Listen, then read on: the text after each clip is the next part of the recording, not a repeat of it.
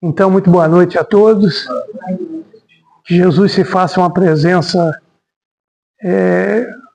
muito mais do que sentida profundamente nos nossos corações. Uma coisa vívida. Nós temos uma dificuldade ainda muito grande, porque a nossa religiosidade é mais da boca para fora. Não compreendemos o que seja realmente espiritualidade. Não entendemos o que é religião. Hoje o mundo praticamente não tem mais religião. Tem balcão de ofertas, trocas, desenvolveu-se uma teologia da prosperidade, onde o que importa é a saúde, a prosperidade material e as coisas espirituais foram ficando para trás. Muitas igrejas, inclusive as mais antigas, começaram a sua decadência no dia que deixaram de cuidar de almas para cuidar de corpos. Aí a coisa complicou. Esses dias um companheiro, encerrando uma fala nossa, ele dizia que a presença de todos no centro tinha um imperativo, um objetivo maior, que era nos ajudar a sermos pessoas melhores. Poucas pessoas perceberam isso.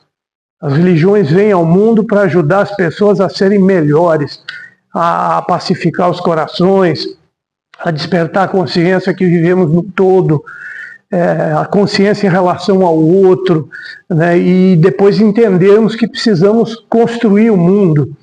Fala-se muito em mundo novo, mundo de regeneração, mundo melhor.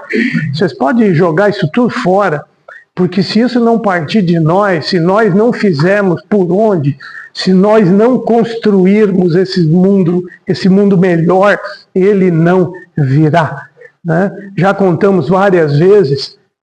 O velho já tende a repetir as coisas, né, Geni? Né, Geni? Não é que você seja velha, não. O espírito adora repetir as coisas. Então, certa ocasião, num processo mediúnico, alguém questionou o espírito: qual será, afinal, o destino do mundo? E a resposta ao destino do mundo é justamente aquilo que dele, o destino, os homens fizerem. Nada mais, nada menos. Se queremos um mundo melhor, precisamos trabalhar para isso. Não adianta ficar iludido com coisas que, se nós formos pegar no nosso meio, em todo meio religioso, nós vamos encontrar essa proposta de mundo novo, de espíritos melhores, de gente de outros lados. Nós vamos encontrar isso na Babilônia, na Suméria, no Egito. Isso vem sendo trazido por tradição, e nós ainda estamos nessa, no século... Que século nós estamos mesmo? 21, né? Depois de Jesus, 21, fora o que tinha para trás. Nós ainda estamos esperando que alguém de fora, que um Salvador, que um Espírito iluminado venha para resolver a problemática humana. E isso jamais acontecerá. E ainda nós demos um toque sutil nisso, né? Sempre serão espíritos de outros orbes mais elevados que virão. Será que aqui não tem gente que seja mais ou menos elevada? Vocês não conhecem nenhuma pessoa que seja aquele fulano é gente boa, aquele é esclarecido, aquele é correto, aquele é determinado, aquele tem força de trabalho, aquele trabalha pelo bem geral. Nós não conhecemos pessoas assim? Por que raios tem que vir alguém de outros orbes? Nos anos 80, 90, até meu avô que me contava esses casos, era um tal de criança índigo, criança cristal, criança diamante, a aura, as pessoas preocupadas com aura, com chakras, com não sei o quê, e o que era realmente importante, que é a espiritualidade vivida e sentida, isso foi ficando em segundo plano. As igrejas, de modo geral, os templos, os centros espíritas, não estão no mundo para curar corpos. Isso cabe à ciência humana, à determinação, ao trabalho. Nós precisamos trabalhar a nossa intimidade. Jesus veio, numa psicologia profunda, falar para os relacionamentos humanos. Se formos pensar o que Jesus falou do relacionamento do homem com Deus, nós vamos achar, citando, meia dúzia de passagens, citando. Todas as outras falavam do relacionamento entre pessoas. Olha, é preciso amar o outro, é preciso amar até o inimigo, é preciso perdoar, é preciso tolerar, é preciso bem se relacionar, é preciso construir a sua vida numa base sólida. a construção na rocha, que pode vir o vento, a tempestade, a chuva, a lama, que não vai derrubar. Jesus não falava, evidentemente, de coisas materiais. E quantas vezes nós na vida não enfrentamos, a maioria de nós, tempestades terríveis? É a doença, é a perda de um ente querido, é uma mudança, um prejuízo enorme financeiro, uma mudança de qualidade de vida. Se nós tivermos a rocha sólida por alicerce, nós vamos superar. Claro que vamos sofrer, claro que não será fácil. Agora, o problema é que nós estamos construindo a nossa casa mental, a nossa casa emocional, em cima de palha, de lama. Qualquer coisinha que vem derruba você. Qualquer situação, ah, meu Deus do céu. Conta-se que Buda, o iluminado, certa ocasião, conversando com seu discípulo Ananda, Ananda chega para ele e diz assim: oh, mestre, essa entonação é por minha conta, viu, gente? A sabedoria é tão importante para a vida, para a existência, para a felicidade. Por que não se distribui a sabedoria para toda a gente? E Buda, muito consciencioso que era, deu uma missão para ele.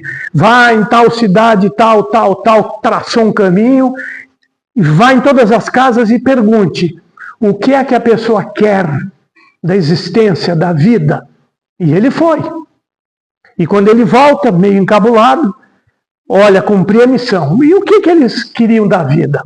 Olha, falaram muito em dinheiro, sossego, felicidade, paz, amor, saúde, realização desse ou daquele sonho específico, mas ninguém pediu sabedoria. Falou, então é por isso que não se distribui sabedoria, porque ninguém quer. A vida nos dá aquilo que nós queremos. Quase sempre no início da jornada evolutiva nos dá aquilo de que nós precisamos. E eu tenho a impressão que nós estamos precisando de coro, de sofrimento. Poderíamos aprender pela reflexão, pelo pensamento, pela observação, vendo a consequência do erro do outro, poderíamos aprender assim. Mas não é assim que tem sido. Nós temos que passar por experiências, muitas vezes que se repetem, de dor, disso, daquilo, para uma hora despertar a consciência e falar, epa, tem alguma coisa errada na maneira como eu vivo, como eu trato as pessoas, como eu enxergo a vida. Essa é a solução para a nossa problemática. É perceber como eu me comporto na vida. Que tipo de pensamento, de sentimento eu estou constantemente alimentando. Então, acho que eu vou fazer 2 palestras, porque eu só posso vir aqui pouco. Se você tem algum compromisso, vai atrasar um pouquinho, mas vocês não se importem. Aliás, eu tenho uma fala sobre isso, mas vou deixá-la para o fim. Que é para vocês passar vergonha. Se eu falar antes, a turma vai achar que é uma prevenção minha. Algumas passagens do Evangelho. Capítulo 5, 6 e 7 de Mateus é praticamente uma síntese, um resumo do que é o Evangelho. Se nós estudarmos capítulo 5, 6 e 7 de Mateus, o resto pode deixar para lá, porque ali nós vamos entender uma percepção muito aprofundada no sentido de espiritualidade. Então, alguns desses trechos eu trouxe aqui para ilustrar o nosso trabalho. E vai dizer Jesus num determinado momento, assim, se alguém te forçar a andar 1 milha, vai com ele 2. Algumas traduções nós encontramos, se alguém te obrigar a andar 1000 passos, anda mais 1000 por tua conta. Vocês sabem por que é isso? Por que dessa fala? Porque o romano tinha o direito, o romano era bom em direito, tanto é que o nosso direito mundial é muito baseado no direito romano, direito de propriedade, direito de família, né? Direitos civis, era uma coisa de doido aquele povo, embora tivesse o lado que todo mundo sabe, meio ruinzinho, né? Porque eles tinham o direito de, ao chegar em algum lugar em viagem com suas bagagens, eles poderiam requisitar alguém do povo para obrigá-lo a carregar as suas malas. Mas tinha um limite. Era o tal do 1000 passos, 1 milha. 1 milha é quanto, Armando? 1.600 metros, mais ou menos. Inclusive, a estrada era marcada, eles eram organizados. Então, se alguém te obrigar, porque o judeu ficava doido da vida. Primeiro por orgulho. Quem que esse homem pensa que é? Já é um dominador, já pega meus impostos, ainda eu tenho que carregar bagagem desse infeliz. Isso devia ser uma coisa terrível. Mas Jesus vem e fala, se alguém te obrigar a andar 1000, anda mais 1000 por tua conta. Pô, esse Jesus está meio doido. Vocês não acham? E lá para frente ele vai dizer, se amardes os que vos amam, que recompensa tendes? Se nós formos amar apenas aqueles que nos são simpáticos, que nos amam, que nos são agradáveis, que valor é esse? Que recompensa, diz o texto? Mas o que tem de mais nisso? Gostar de quem gosta da gente? Hein, Vânia? O que tem de mais nisso? Nada. Também acho. Né? E se saudardes somente os vossos irmãos, que fazeis de notável? Que fazeis de notável? Né? Estamos em comunidade, todos mais ou menos com o mesmo pensamento, com as mesmas ideias, gostamos das mesmas coisas. É muito fácil conviver. Mas e conviver com aquele que pensa diferente, que faz diferente, que age diferente?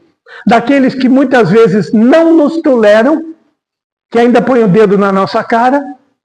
Não é? Então qual é a vantagem? Do que Jesus está falando nesse falatório todo meu? Ele está nos trazendo uma mensagem de amor. É por isso que eu não gosto de filmar, porque a câmera aqui não anda. Eu teria que andar, fazer uma cena, ficou preso aqui. Né? Qual é a mensagem maior de Jesus? Esforço além da obrigação. Se alguém te obrigar a andar 1000, anda mais 1000 por tua conta. Fazer aquele algo a mais. Aquele que você não é obrigado a fazer pelas convenções sociais, pelas leis, pelos usos e costumes. Fazer algo a mais. Ah, mas não é minha obrigação, é meu direito, não tem importância. Né? Faça algo a mais. Eu me lembro aqui, por isso que eu anoto, porque eu só me lembro quando eu anoto. É impressionante como a minha memória é boa quando eu anoto. Até recomendo para vocês. Passem a anotar mais, que a memória melhora, que é uma coisa de doido. Né? Aquele caso do homem que chega desesperado no Chico Xavier. Chico, minha vida não vai para frente, não realizo meus sonhos. Tem alguma coisa errada, meus projetos não dão certo, é problema aqui, é problema ali, é briga. E olha, eu sou um homem tão bom, eu sou honesto, levanto cedo para trabalhar, cuido bem da minha família, pago as minhas contas, não crio caso com ninguém, não falo mal de ninguém, e o Chico só escutando. Aí quando ele terminou aquele rol, aquela lista do que ele fazia de bom, o Chico vai falar, mas e fora isso você faz mais alguma coisa? Como mais alguma coisa? Não, porque eu penso que isso é o que você falou, obrigação. Ser bom, honesto, cuidar bem da família, levantar cedo para trabalhar, pagar só. Isso é uma obrigação. Mas o que você faz além disso? O homem ficou murchinho e voltou para casa.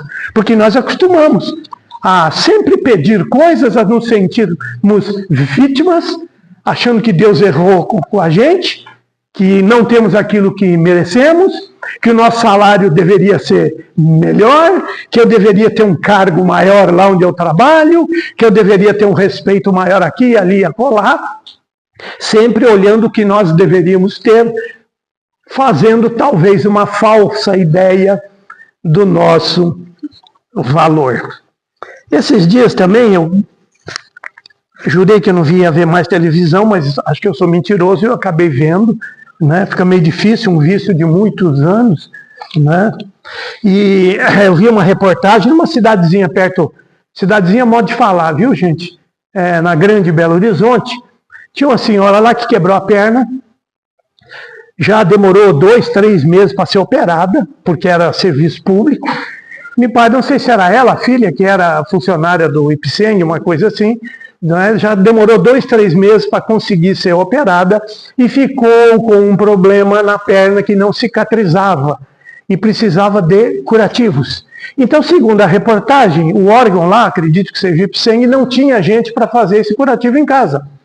Ela foi nos postos de saúde para ser atendida pelo SUS. Chegou lá, não tinha como fazer os curativos.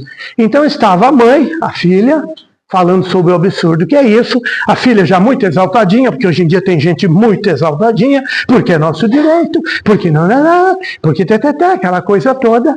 E eu olhei aquilo e fiquei pensando, será que por um acaso não teria um médico,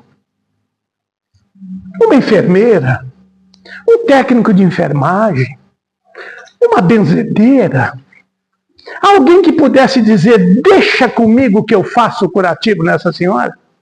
Importa-me lá se é direito, se é o Estado, se é o vizinho. Será que eu não poderia, não, eu tenho um certo conhecimento, deixa comigo? Quantas vezes na nossa vida nós estamos enfrentando situações que nós poderíamos dizer, deixa comigo? Não. Agora me lembrei daquela Maíse Braga, eu gosto daquela senhora. Ela vai dizer, nós ficamos quietinhos. Né? Cadê o deixa comigo? Deixa que eu resolvo. Isso é para mim. Quem é que se sente assim ao ver uma situação qualquer? Pensem o que vocês quiserem. Ah, o Estado não atende, porque a gente tem isso. Sempre querendo pôr a responsabilidade no outro. Ora é o governo, ora é o Estado, ora é a prefeitura, ora é o vizinho. Né? Ora, é o serviço público, que a gente vive falando mal. Certa ocasião foram reclamar com a freirinha da Bahia, que agora virou quase santa, como é que ela chama? Irmã Dulce. Porque na época não era nem INSS, acho que era INPS, ou IAPTEC, IAP não sei o que lá, e reclamando, nossa, isso é uma porcaria, nossa, isso não atende bem. E ela fala, meu filho, mas e se não fosse isso? Nem um pouco que nós temos, nós teríamos. Não é? Está dando para entender, gente? Vocês estão gostando até agora? Então nós desenvolvemos essa triste mentalidade de que alguém sempre tem que fazer por nós. Simonetti, um espírita já desencarnado, escreveu mais de 60 livros, numa linguagem acessível, objetiva, fácil, popular, mas que trazia grandes mensagens de vida através dos exemplos, dos casos do cotidiano. Ele vai dizer, certa ocasião, que quando uma criança morre de fome numa favela, não é karma, coisa nenhuma. É porque alguém não foi lá dar comida para aquela criança. Porque nós espíritas devemos tomar cuidado com isso. Porque karma não é nem uma palavra nossa, é importada de outras culturas, e ainda distorcida um pouco o significado. Porque nós tendemos a achar que tudo é karma. Ah, morrer é karma. Aí tem aqueles engraçadinhos que ficam escutando coisas do passado que não se justificam, nem cientificamente, nem filosoficamente, nem religiosamente. Ficam dizendo, não, a espírita adora fazer gracinha, né, Janine? Não, eu mesmo gosto muito de fazer gracinha. Né? Não existe bala perdida, existe bala achada.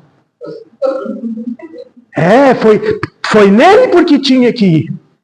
Ah, morreu porque Deus quis.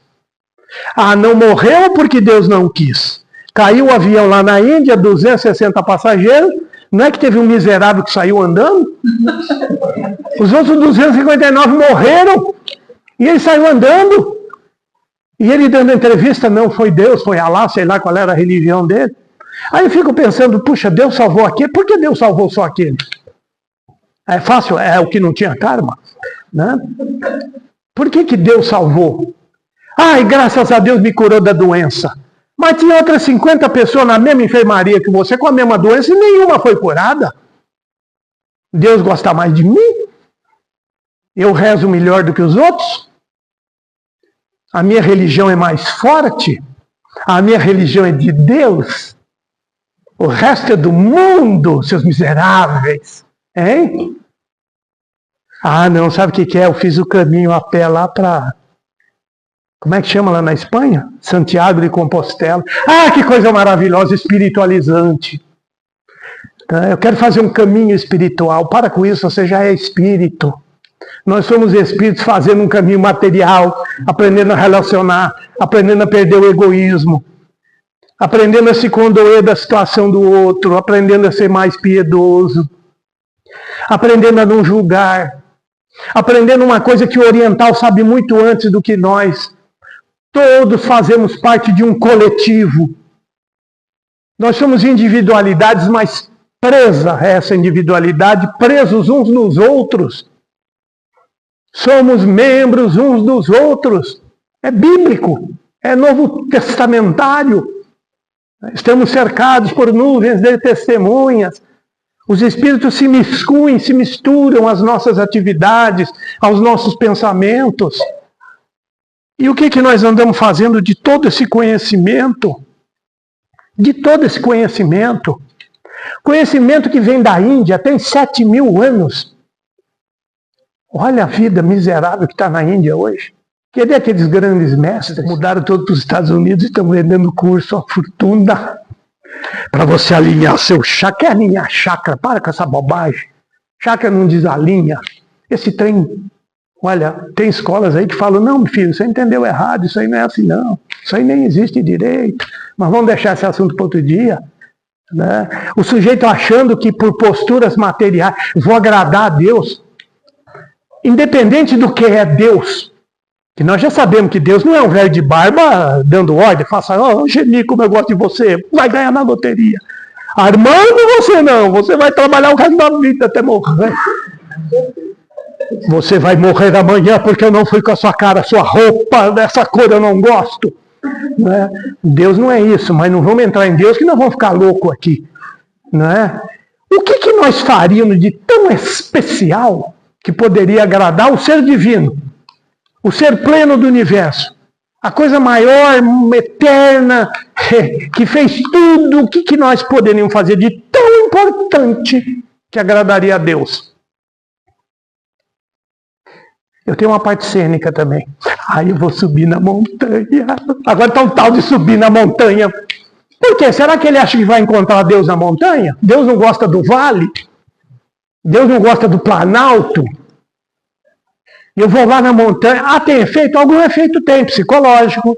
Um caminho lá para Compostela, para Aparecida, seja lá o raio para onde for, tem efeito. Porque você para, sai do teu estresse do dia a dia, abre espaço na tua cabeça para coisas que vêm do alto. Você reflete, você pensa, você respira ar puro. Uma coisa que a ciência moderna já está comprovando, a atividade física modela o cérebro. Por isso que fala, quer evitar Alzheimer, Parkinson, põe a cabeça para trabalhar, põe o corpo para mexer. Faça lá uma ginástica, faça uma caminhada, vá a algum lugar. Não é? Então, isso pode até me beneficiar. Mas eu acho que eu estou agradando a Deus, entendendo Deus. Uma pessoa, um religioso sério, jamais vai se meter a explicar Deus. Tem um pastor doido aí que já nem é mais pastor, mas de uma lucidez. E numa vez num programa de televisão perguntaram para ele, afinal, o que é Deus? Quem é Deus? Como é que você explica Deus? Ele olhou assim, fez assim mesmo, eu estava vendo o programa. Deus? Você acha que eu sou louco? Não entendi. Você acha que eu sou louco de explicar o que é Deus? Nós não temos capacidade de compreender Deus. Nós podemos saber o que nós sabemos. Eterno, imutável, soberanamente justo e bom, onipresente, onipotente, onisciente, quer dizer, está presente em tudo, é o todo poder, né, sabe de tudo, é o que nós podemos compreender. Agora nós temos que pouco a pouco ir absorvendo essa realidade. Nós não entendemos nem Jesus até hoje. Como é que nós queremos entender Deus? Nós não entendemos nem grandes luminares da humanidade que vieram trazer contribuições enormes para o bem-estar. Nós não entendemos essas pessoas. Entender Jesus é modo de dizer, porque até hoje fica aquela discussão inútil. Maria era virgem, não era virgem, Jesus nasceu em Nazaré, nasceu em Belém. O que nos importa? Essa é condição material, fenomênica, isso não tem nada a ver com Jesus. Jesus não fundou religião alguma, Jesus não escreveu nada. Jesus não tinha data show para fazer palestra, curso, coaching, seminário. O ser humano é de uma criatividade danada, né? Eu venho aqui, falo um pouco, eu chamo de palestra. Eu estico um pouco, eu chamo de seminário.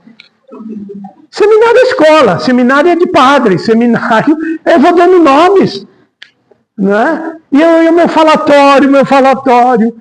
E as pessoas adoram falatório. Eu mesmo vou, se o dia que vocês não gostarem mais de falatório, eu vou perder meu emprego. Se bem que trabalhar para Jesus, não, se chamar, não atende não, viu? Salário ruim, só pancada, né? Mas ele tinha avisado, vocês não pensem que eu vim trazer a paz, eu vim trazer a espada. E tem uma parte que eu estava lá, eu vi, não foi registrado. Porque se eu não cutucar vocês não andam para frente. Era o Jesus meio mineiro, sabe? Se eu não cutucar vocês com a espada, vocês não andam para frente. Os irmãos lá, Tiago, não sei quem, e o outro que, vou enterrar meu pai. Jesus, eu quero te seguir. Jesus, a mãe dos dois lá, conversa com Jesus para ele arrumar um lugarzinho à direita, porque sentar à direita naquele tempo, olha, para garantir, põe um à direita e um à esquerda, os irmãos. Aí vão falar com Jesus, diz que Jesus fez assim, ó. Meus filhos, vocês têm certeza do que vocês estão me pedindo? Vocês sabem que o Filho do Homem não tem nenhuma pedra para encostar a cabeça? Vocês sabem os males que eu vou padecer? Vocês têm ideia disso? E às vezes a gente quer coisas de tanto destaque, tanto realce. Então nós não entendemos nem direito Jesus. E nós não temos que entender a fundo nem Jesus, nem Deus, nem coisa nenhuma. Nós temos que entender a fundo a nossa intimidade. O que que nos motiva? Refletir sobre aquilo que nós fazemos. Tive atitude tal dia, que consequência que teve isso? A nossa personalidade, ela está em camadas ou em registros em algum lugar, que é uma coisa de altíssima complexidade. Nós precisamos ir desvendando isso. Isso vai gastar milhares e milhares de anos. Mundo de regeneração, eu calculo lá para o ano 4.000, 5.000, se tudo correr bem. Se vocês aprenderem a lição de Jesus e começar a trabalhar por isso, aí 3, 4.000 anos vai ser uma beleza. Tudo bem até aí, gente? Então nós encontramos no Livro dos Espíritos qual é o objetivo da encarnação. A primeira parte, resumidamente, tem 2 partes. Uma é o progresso, é evoluir, é ser uma pessoa melhor. E qual é a segunda parte? Colocar o ser, o homem no sentido social, o homem, a mulher, a criança, colocar o ser em condições de cumprir a sua parte na obra da criação. Está falando do quê? A mesma coisa que falou lá atrás, responsabilidade. Todos nós temos uma parte a cumprir na nossa existência. Todos nós somos responsáveis uns pelos outros. E por que da dificuldade de nós assumirmos isso? Que se as coisas precisam acontecer, alguém tem que fazer. As coisas, o que cai do céu, gente, é chuva, de vez em quando pedra. Tem mais alguma coisa aí que já apareceu ou não? Hein?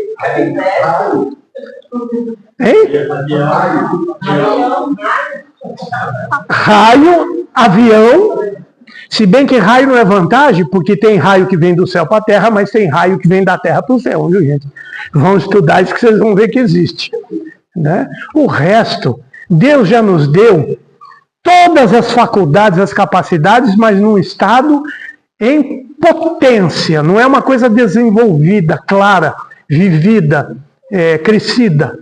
Mas nós já temos tudo em nós o que nós precisamos. Nos deu a inteligência e a capacidade de melhorar a inteligência.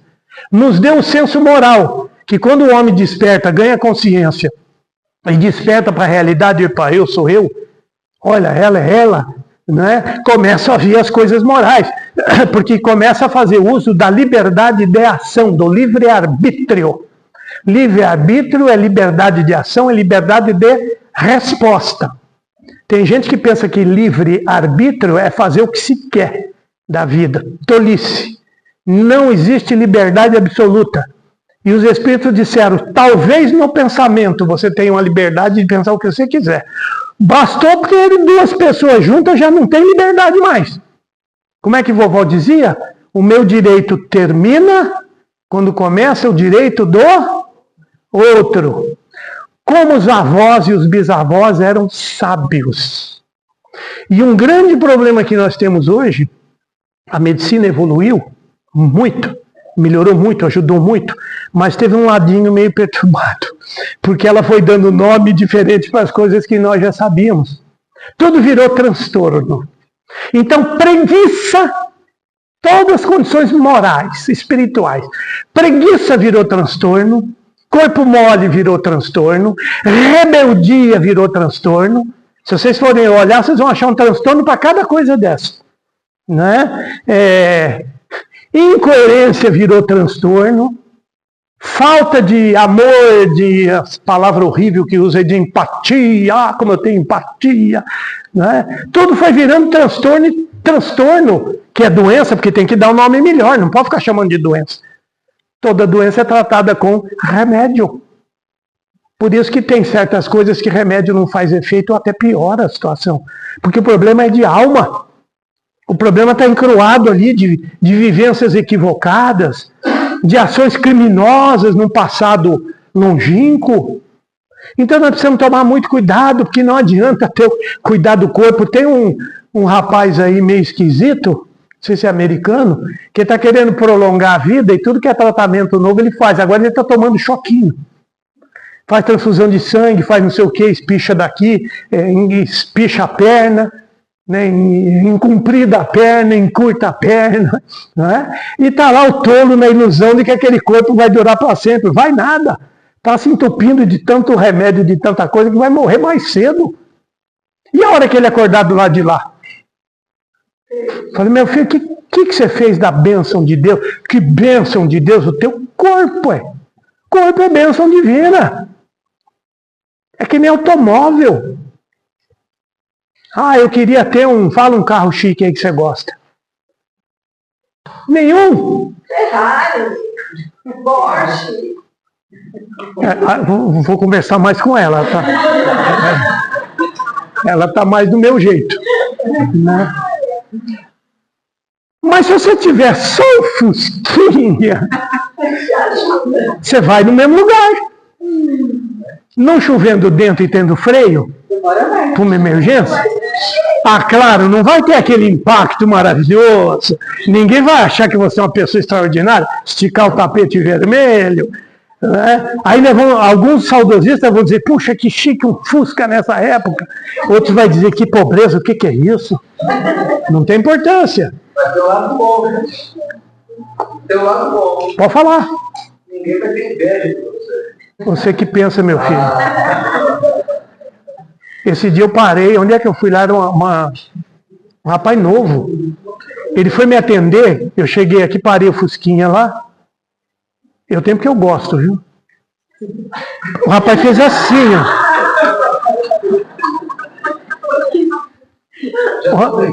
O rapaz fez assim, ó.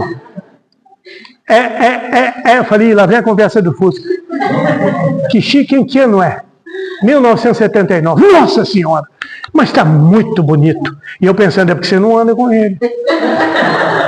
É porque você não vê a mulher xingando do vazamento de óleo na garagem. É porque você não vê, mas tem uma vantagem. Para arrumar bico de papagaio, é uma beleza. Porque vai assim, chacoalhando, você põe tudo no lugar. Então esse negócio de... O sujeito inveja até o mal do outro. Até o mal do outro. Tomemos cuidado. Bom, no século XVII houve um filósofo, um grande pensador, Spinoza. Vale a pena ver a história desse homem. Até muita gente, Einstein faz um comentário, o Deus que eu acredito é o Deus de Spinoza, porque ele tem ele escreve um texto sobre dizendo o que era Deus para ele Deus, Deus sive natura, Deus é a natureza, eis a natureza. Né? Deus é tudo, Deus está em tudo porque Deus é tudo, Deus é a lei. E ele conseguiu, ele era judeu, nasceu na Holanda, mas era de família portuguesa, porque Portugal e Espanha expulsaram os judeus lá para 1490 e qualquer coisa. Ele foi para a Holanda e ele conseguiu um feito inédito no mundo. Ele conseguiu ser excomungado da religião judaica, foi chamado de herege, e depois conseguiu ser perseguido pela Inquisição Católica, ou protestante, porque houve uma Inquisição protestante, que ninguém fala sobre isso, né? Por causa das ideias dele de Deus e de entender a natureza e o pensamento. E eu dei alguma coisinha, ele dizia que existia no ser, todo ser vivo, Tem um nome em latim para isso, mas que eu não ouso repetir, porque senão vocês vão achar que eu falo latim. Eu estou mais para latindo do que para latim, não é? E ele vai dizer que todo ser vivo, ele nasce com uma coisa, um impulso, uma força, uma tendência que está na essência do ser, que ele vai chamar de potência de ação, que é o que leva toda criatura a perseverar na sua existência, na sua sobrevivência, de manter a vida e mais de se auto-aperfeiçoar. Olha como nós encontramos ligação com o Espiritismo. Qual é o objetivo da encarnação? O progresso. Mas tem também outro objetivo de colocar o homem em condição de cumprir a sua parte no processo, na obra da criação. Está nos falando praticamente a mesma coisa. Né, se sentimos ou nos sentimos responsáveis uns pelos outros. Viemos aqui para evoluir. Ninguém veio aqui para sofrer, para padecer, para ficar no inferno. Você sabia que o judeu antigo não tinha figura de inferno? Isso vem depois, quando começa a misturar o judaísmo com o cristianismo nascente, com o catolicismo, com o protestantismo. Não existia figura de inferno. E vocês sabiam que dentro da Cabalá judaica, que é a mística, existe a contemplação da reencarnação? E esse dia perguntavam ao pastor, mas essa parte mística está lá falando sobre reencarnação? Ele falou, não, isso não é mística, isso é lógica. É uma coisa óbvia. Deus te dá a vida, se você faz tudo errado, equivocado, Deus te dá uma nova chance. Um rabino. Isso é um conhecimento antiquíssimo, mas sempre no sentido de que Deus vai te dar uma nova chance. Não no sentido da Índia antiga, de que você podia nascer como rato, como vaca, como cobra, né? De acordo com o que você andou aprontando por aí. Não nesse sentido, porque a reencarnação em termos espirituais não regride. Pode regredir em termos materiais. Uma encarnação você era rico, outra você era pobre. Numa você tinha lucidez de pensamento e inteligência, na outra você veio com deficiência justamente para não usar essa inteligência. E passar por todas as experiências que a falta de inteligência vai te proporcionar na vida. Porque tudo na vida são experiências. São oportunidades de vivência. Hora para desenvolver a cabecinha, hora para desenvolver o sentimento, o coração, hora para desenvolver a piedade, a tolerância, hora para desenvolver a resignação, a paciência, etc, etc, etc. Então, aquele professor Clóvis de Barros, que é sensacional, hoje ele ficou muito doente, coitado, teve problema de vista. Eu já vi que todo nego bom tem problema de vista. Impressionante. Vocês sabiam que Francisco de Assis ficou meio cego uma época? Allan Kardec teve problema de vista. Leon Denis, grande continuador do Espiritismo à época de Kardec, teve problema de vista. Simonetti teve problema grave de vista. Ismael Batista, lembra dele? Já falecido, desencarnado, teve problema de vista. Muito divertido. Vocês sabem que a exceção confirma a regra. Então eu até me senti lisonjeado, né? E quando eu começo, às vezes eu penso em desanimar.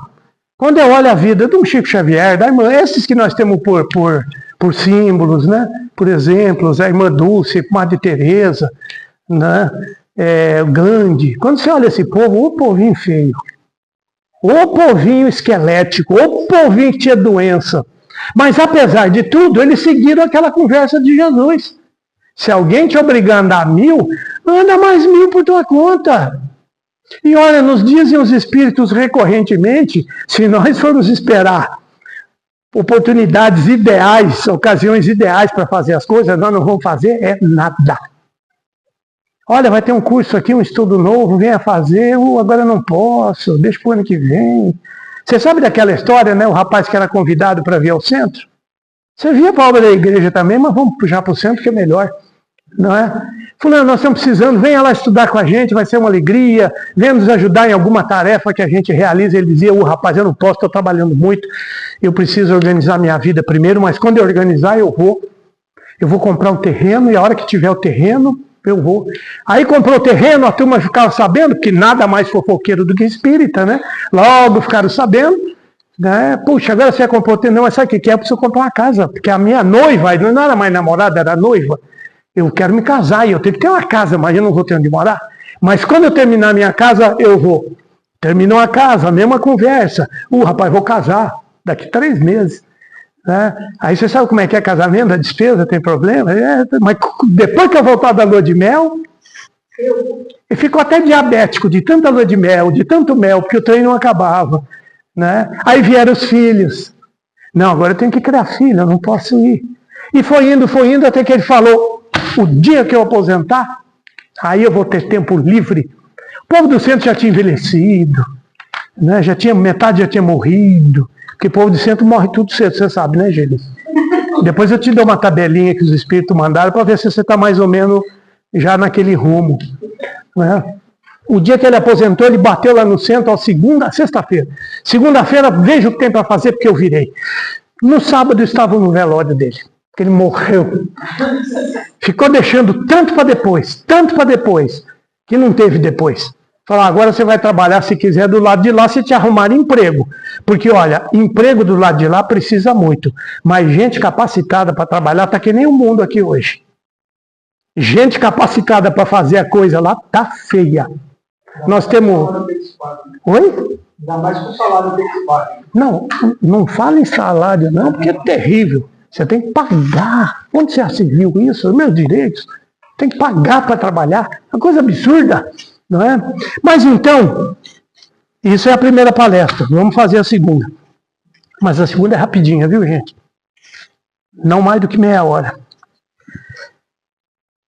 Certa ocasião, nosso padre querido já desencarnado, alguém chegou para ele e perguntou assim, padre, o senhor não acha estranho quando acontece um milagre no culto, na missa?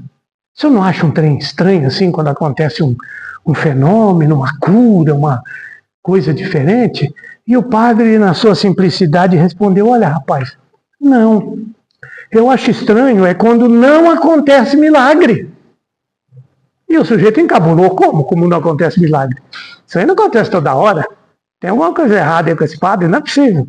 Não, eu fico triste, eu fico surpreso, é quando não acontece nada. Né? Aí ele explicou para o sujeito. Quando você vai, o cara era muito de time de futebol, fanático, ele falou, quando você vai ver o seu clube jogar, como é que você faz?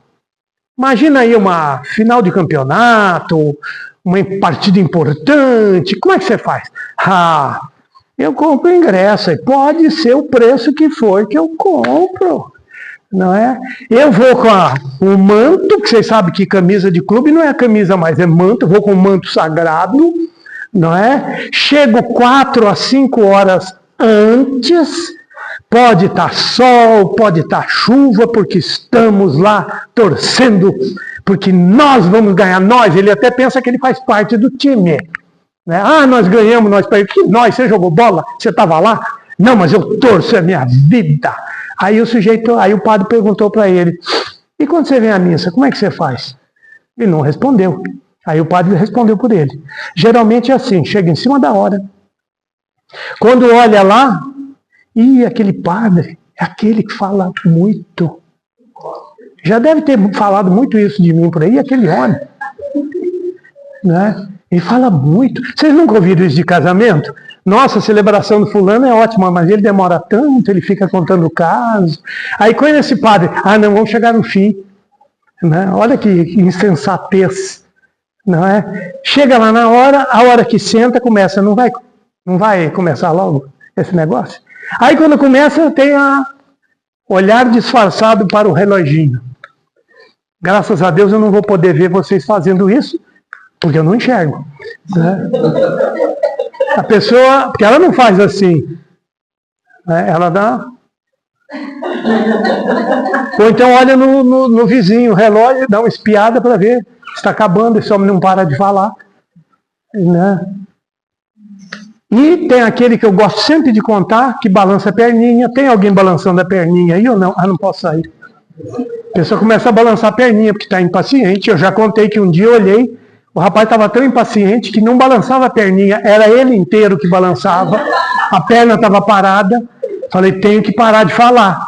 Então a gente observa quando as pessoas começam a fechar a cara, quando começa a olhar no relógio, quando começa a balançar a perninha, já está na hora de eu parar, né, de falar. Aí o padre diz assim, sabe o que faltou? Faltou comunhão. Comunhão? Mas não é a comunhão da cerimônia da Eucaristia, da cerimônia religiosa, que nos merece respeito. Não é a transfiguração de Jesus, a transubstanciação de... Não é essa comunhão que eu estou falando. Eu estou falando na comunhão do sentido comum que nós temos. O que é comunhão, hein, gente? Me ajudem aí. O que é comunhão? Não pensando numa cerimônia religiosa específica da Igreja Católica. Compactuar com o mesmo objetivo. Compartilhamento, compactuar com o mesmo objetivo. Que mais? Vão falando aí para vocês me ajudarem que eu paro de falar logo. Companhia, que mais? Conexão. Harmonia no sentir, no pensar, no agir. União, ligação. Vínculo de amor e confiança, especialmente na perspectiva religiosa. Comunhão é um vínculo de amor e confiança que se está tendo ali com Deus, com as energias superiores, nós poderíamos dizer com os espíritos melhores. Então, E vocês acham que nós temos muita comunhão nesse sentido de compartilhamento? Quando nós chegamos ansiosos, vocês sabem por que dá mensagenzinha na porta para as pessoas? Para alguém ficar animado. Vocês sabem por que dá essa mensagenzinha na porta? Que muitas vezes a pessoa... Maior tristeza para mim o dia que eu olhei assim num salão de 180 pessoas. Foi todo mundo embora. E eu fiquei lá, sei lá por quê, que eu olho assim no salão, um monte de mensagem em cima do banco. Vocês sabem por que dá aquela mensagem? Vocês têm ideia por que dá aquela mensagem?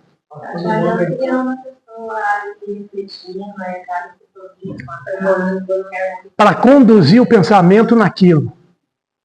Porque a pessoa vem de fora, cheia de problema na cabeça, cheia de coisa, o que eu vou fazer amanhã? E esse homem é chato, e não vou sentar perto dessa pessoa porque eu não gosto dela, e eu que estou doido para ir embora. E isso não é aqueles que não chegam 10 minutos, cadê o Kardec? Está aí, o Kardec é que falava, ele que falava, não era eu não. Ele que me ensinou o Papa Passe. Só vinha na hora do passe. O Kardec, viu? Ele que é ruim, eu sou bom. Não é? Vocês acham que houve comunhão ali? Quando a pessoa... Então a primeira coisa é aquela mensagenzinha para ajudar a pessoa a desligar um pouco. Porque aquela mensagem não vai ensinar nada para ninguém. Algumas vezes aquilo calha com a situação que você está vivendo.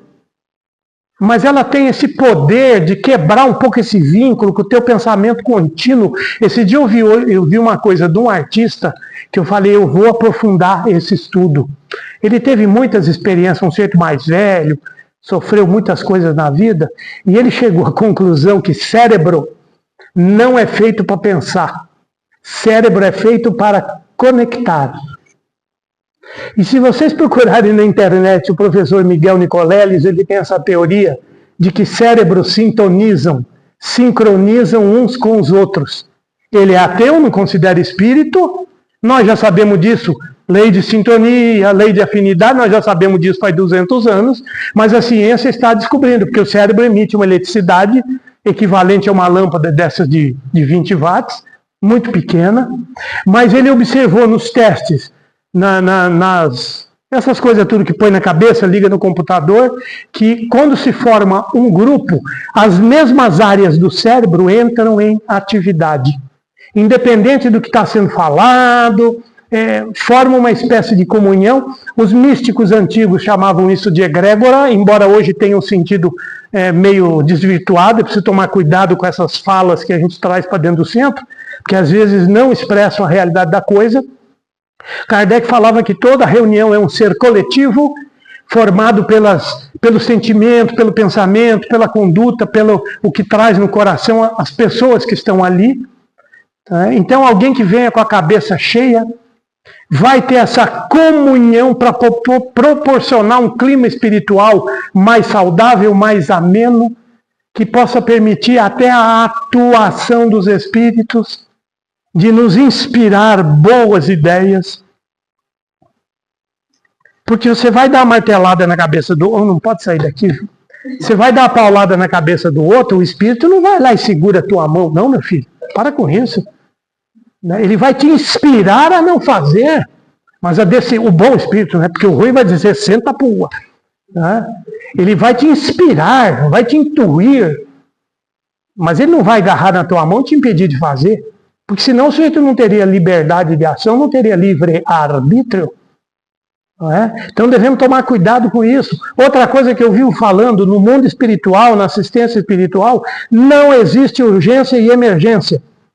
Urgência e emergência é coisa de gente atrasada. Gente que é imprevidente, não faz o que tem que fazer, não se preocupa antes com o que tem que se preocupar. O mundo espiritual não pode ser assim, porque senão seria uma bagunça danada. Imagine alguém que é muito mais elevado do que nós, mas também não é perfeito não. Não vamos ficar enchendo bola de espírito não, que a maioria dos que andam pela terra são da segunda e terceira ordem, olhe lá. Não é?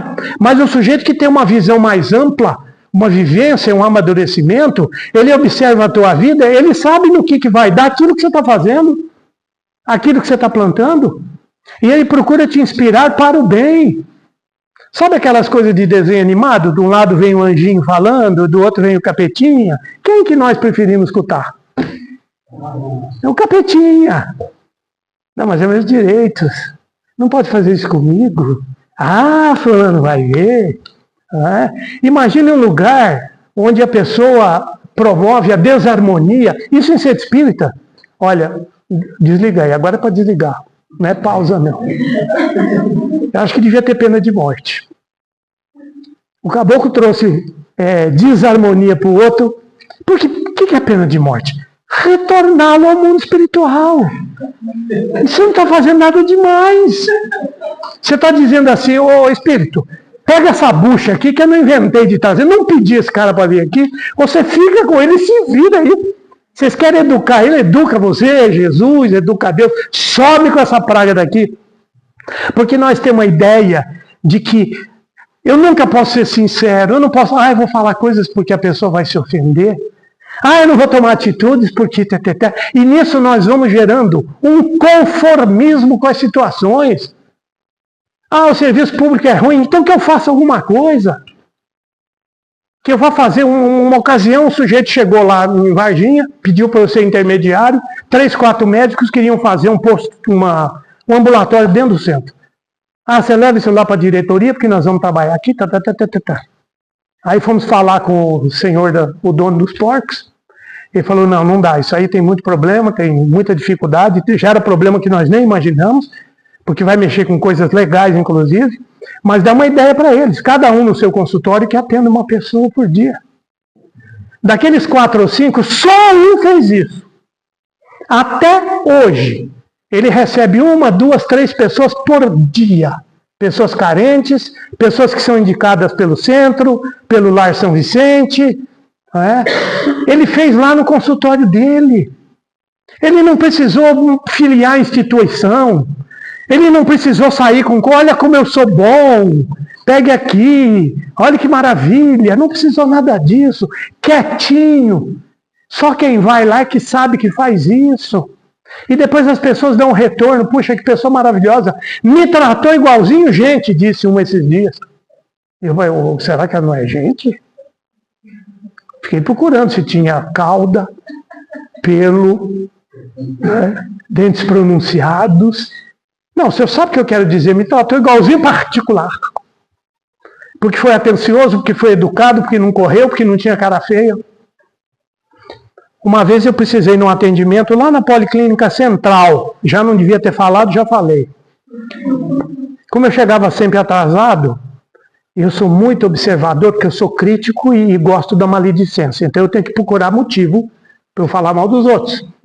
E eu lá esperando, eu comecei a contar. Eu tenho mania, acho que eu era autista, mas como não existia isso, passou batido, me curei. Meu pai me ajudou a curar, muito cachação na orelha, o melhor remédio que tem para isso. Tapa, não é cachaça não, pelo amor de Deus. E eu comecei a contar, eu vou subir degrau, eu conto os degraus. Aí eu comecei, entrou fulano lá, e no médico que eu tinha que marquei. Aí entrou o segundo, marquei, o terceiro. Sempre atendi, acho que 12 pessoas no médico, o outro era 20 e pouca. A hora que eu terminei, eu fiz isso várias vezes, eu fui lá várias vezes. Nunca a média de atendimento passou de 3 minutos por pessoa. Teve dia de entrar lá e o sujeito nem falar assim, vamos sentar, por favor. Me atendeu de pé. E eu rogando praga para ele, é claro. Você vai ver quando você morrer, aparecer na minha reunião lá, eu preciso de ajuda. Eu vou dizer, vara. Não, fica de pé aí, nem senta. Vai lá amargar numa região dolorosa, aí, seu miserável. Então, gente, vamos prestar atenção, porque isso é muito importante. Como eu vivo com as pessoas. Eu não preciso esperar alguém montar uma instituição. Eu acho, esse rapaz, eu vou dar uma coça nele se não cortar isso aí. Para mim, instituição nenhuma presta. Só presta quando as pessoas que estão lá são boas. Aí é uma beleza. Né? Então nós devemos pensar nisso. A instituição não cuida. E daí eu vou lá e faço. Eu vou lá e faço. Imagina aquela freirinha da Bahia que só tinha metade de um pulmão. Sabe o que é alguém respirar com metade de um pulmão? Uma pessoa raquítica. Que alguém se olhasse e falar, essa véia aí não vai durar 2 anos. Né? Ainda ficava, vai ver que fumava, vai ver que bebia. Né? Aquela mulher constrói um hospital. E depois ela reparou porque alguém perguntou. Ela fez outro hospital na frente. Aí a velhinha era engraçada, né? Todo negro espirituoso, elevado, é meio engraçado, né? Por que a senhora fez o hospital na frente do outro? Porque eu notei que as pessoas, quando passavam aqui, o hospital estava aqui, elas faziam assim. Olhavam para o outro lado. Quer dizer, ninguém se importava, ninguém ajudava, ninguém fazia. Aí eu fiz outro, porque por onde ele olhar, ele vai ver o hospital. Quem sabe Deus inspira que ele se lembre. Né? Porque nós podemos fazer tanto uns pelos outros que não envolve, quando eu tiver recurso, quando eu puder, quando eu tiver tempo. Simonete dizia, tempo é questão de preferência. O tempo é igual para todo mundo. Você escolhe aquilo que você quer fazer, aquilo que te agrada, aquilo que você precisa, mas sempre pode ter um lugar. E nós viemos de uma filosofia que alguém perguntou, fulano me chamou para esse trabalho, mas eu sou tão ocupado, eu já tenho tanta coisa. Aí a mulher dele explicou, não, mas ele sempre faz assim. Ele só chama quem está trabalhando, porque quem está trabalhando, trabalha. Quem está à toa já não gosta de trabalhar, ele nem perde tempo, porque não vai ver. Quando eu casar, quando eu construir minha casa. E o mundo está precisando tanto de atenção, gente. Eu posso ouvir uma pessoa que está numa situação lamuriosa. Quando chega um lamurioso aqui, o que vocês falam? Ô, Geni, vem cá, tem um rapaz aí que está precisando de conversar. E eu, no meu caso, eu falo assim, conversa você com ele. Não, mas quem sou eu? Eu sou fulano de tal. Não, mas eu não sei nada da vida. Com 40, 50 anos você não sabe nada da vida? Então você estava vivendo aonde? Numa ilha deserta? Não, mas eu não tenho conhecimentos profundos, e daí nem eu, nem ninguém. Isso não é para nós. Todo mundo pode ouvir alguém, todo mundo pode ser tolerante com alguém. Todo mundo pode ajudar alguém num momento difícil. Por que eu vou esperar a pessoa estar numa situação ruim para eu fazer uma graça? Você sabe dessa história agora, para terminar mesmo, gente? Eu pedi autorização dos espíritos. Tem que pedir, né? Porque eles querem que vá falando até a noite acabar. Um sujeito muito rico, muito bem de posse, chamou seu filho e falou, eu preciso que você me faça um favor, tem aqui um envelope com dinheiro, vai lá no bairro tal, o meu grande amigo mora lá, você vai lá, diz que eu mandei lembrança, um abraço e entrega esse dinheiro para ele. Tá bom, o filho foi. Quando ele chega lá e olhar a casa, não, essa casa aqui não é um casebre, uma casa até mais ou menos, tinha lá um carrinho na garagem. Ele foi entrando, o sujeito todo bem arrumadinho, um pessoal muito educado, olhou, não viu ninguém na cama, ninguém em cadeira de roda. Papai se enganou. Não deve ser aqui, ele me deu o endereço errado. Não é essa pessoa. Conversou, não deu o dinheiro. E voltou. Quando ele chegou lá, falou, pai, aquele homem não precisa de nada, mas quem falou que ele precisa? Não, mas ele tem casa, ele tem carro, ele está bem vestido. Ele falou, meu filho, você quer que eu, para dar um presente, para fazer a alegria do meu amigo, que eu espere ele estar na miséria, na doença, na perturbação total?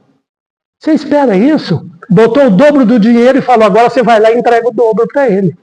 Essa história é profunda. Porque nós temos mania de assistir só quem precisa de assistência. Não é isso? Numa ocasião, a Geni deve saber esse caso, porque no mínimo 30 vezes eu conto cada caso, que é para garantir que a pessoa escutou. A pessoa chega lá no centro, me vem gente que tinha roça, me traz 2 queijos. Sabe aquele queijo de Minas? Até hoje eu não sei por que chama queijo de Minas, porque todo queijo aqui é de Minas. Vem com aquele queijo fresco, aquela coisa bonita, que você... A Geni logo ia pensar numa goiabada, num cafezinho, doce de leite, né? Botou lá para os assistidos. E os assistidos estão lá. Aí uma das assistentes, o queijo bonito, foi lá tirar uma lasquinha. Quando ela foi tirar a lasquinha, a outra lá gritou, epa! A mulher levou um susto, quase se machuca. Você não sabe que a fulana trouxe isso aqui para os assistidos? Ela falou, minha filha, se eu for na sua casa, você vai me dar um café? Vou. Você vai me dar um queijo? Vou. Eu não sou assistida. Não, mas aqui é para os assistidos. Então é o mesmo sentido da outra. Você quer esperar que eu seja uma necessitada para você me dar um pedaço de pão na sua casa? Essa moça nunca mais voltou no centro. Porque ela viu que o que se falava não era o que se vivia. Porque geralmente é assim, eu sou muito fraterno com aquele assistido que vem mais massagear o meu ego, estimular a minha vaidade, ou me fazer acreditar que eu sou bom porque eu faço aquilo, do que outra coisa. Não estou dizendo para ninguém deixar de fazer trabalho assistencial, não é isso. É entender a profundidade da coisa. Esses dias eu estava comentando no centro, Silvio Santos deixou uma carta para as filhas. Nem se sabe se é verdade, mas é muito de bom senso. E aí eu tive que explicar, não é carta psicografada, né? Porque falou em centro espírita que alguém mandou uma mensagem, você já pensa que é mediúnica, né? E a mensagem, um trecho da mensagem dizia assim, minhas filhas, prestem muita atenção. Quem me ensinou mais na minha vida foram os meus inimigos. Nós sabemos disso. O inimigo não tem dó, o inimigo bate. O inimigo bota o dedo na ferida, aponta. O amigo não, o amigo é generoso, é tolerante. O amigo é mamãe de filho único, coitadinho do meu filhinho, tem só 45 anos, nunca trabalhou na vida, vive com a gente, mas ele é assim, né? E nós devemos aprender com os inimigos, com as adversidades, porque são elas que nos ensinam realmente a vivermos e a vivermos de maneira mais adequada, mais consoante com as regras universais, que são de bondade, de perfeição, de luz, de amor, de realização, de plenitude, que nós ainda estamos muito longe de realizar em nossas existências, porque ainda somos dominados pelo pior inimigo de todos, o egoísmo, que é a plataforma base de todos os outros males, da ganância, da corrupção, da vaidade exagerada, não é? Da exploração do outro. Então, entendamos isso. É preciso nos aperfeiçoarmos na maneira de compreender a vida e executarmos. Potência de ação. Professor Clóvis de Barros, como eu dizia, ele fazia uma brincadeira. O abacateiro nasceu para dar abacate. A goiabeira para dar goiaba, a laranjeira para dar laranja. E aí ele vai dizer, o abacateiro abacateia, o laranjal laranjeia, não é? O mexerical mexeriqueia. E nós nascemos para quê? Nós que temos a razão, a lucidez, a tecnologia, nós não fazemos aquilo que viemos para fazer porque temos escolha. Né? Todo mundo cumpre um papel, só o ser humano é que teima em não cumprir o seu papel na vida. Muito obrigado pela paciência, pela atenção. Hoje vou perdoá-los, não ficarei até 5 para meia-noite. Mas não é por causa de vocês, é que meu filho está esperando e ele é bravo. Criei muito mal ele, muito bravo. Está trabalhando lá no carro, imagina, que doente. Né? E eu tenho medo dele, de apanhar, então